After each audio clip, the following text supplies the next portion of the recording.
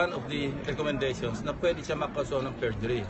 But for the chair or for the committee to initiate the filing of perjury charges against him, ako, personally, hindi ko gagawin. Ano pa yung mga possible maging laman ng recommendation and conclusion?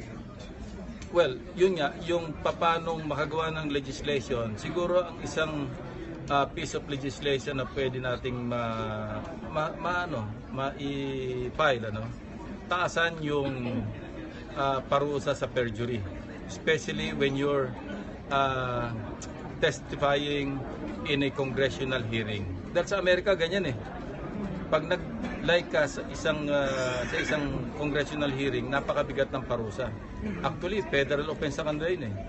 Sa atin parang pinaglalaruan na lang natin yung pagpapalit-palit ng mga statements under oath. Pero ba't ngayon, anong penalty yung pinaka...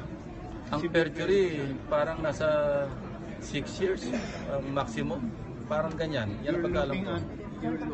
Well, dapat itaas natin para naman lang meron silang accountability na mas matindi-tindi. Hindi yung, di ba, parang mamay-mamera na lang yung mga testimonya na under oath ako ngayon, under oath ako susunod. Parang baliwala. And I mentioned a few names na mismong sa Senado.